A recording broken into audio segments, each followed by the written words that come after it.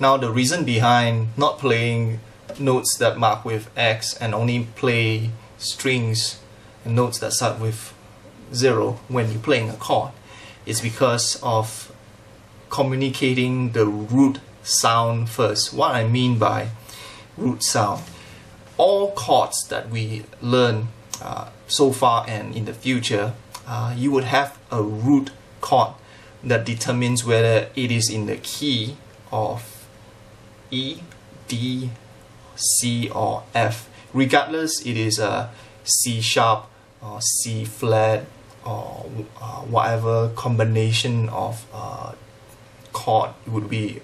It can be D sus7, D4, so on and so forth. You will need to start with the root, which is D or C or E.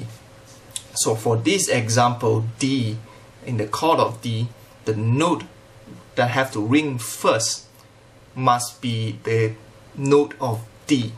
Therefore, this chord will start with the first 0 is on the 4th string, which is D, the note of D.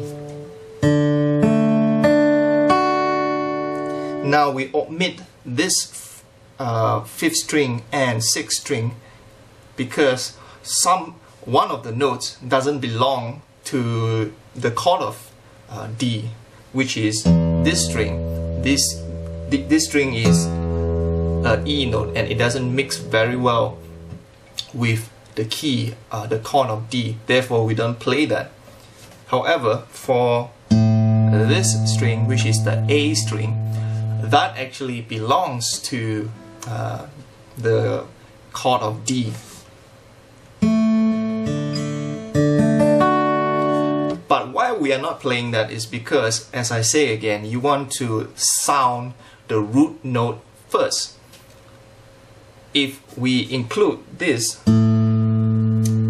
as our, even though this belongs to the key of D, but we should not sound that first because it will confuse people or muddle up the chord a bit. It doesn't matter to a lot of average sounding people there, but for people who have been listening to music a lot, they sort of can tell a bit that this D is not as clear as it is.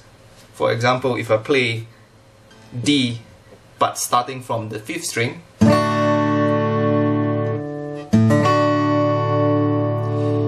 it sort of doesn't clearly communicate the root, which is a D, as compared to starting from the 4th string.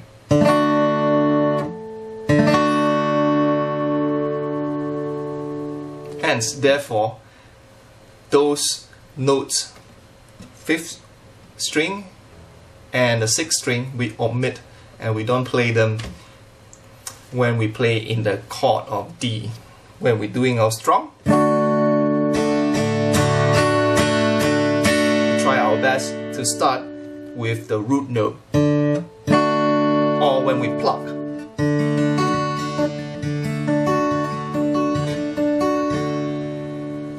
There you go. That's the reason why some of the notes, some of the chords, there's X marks on it, and why we don't play those particular strings.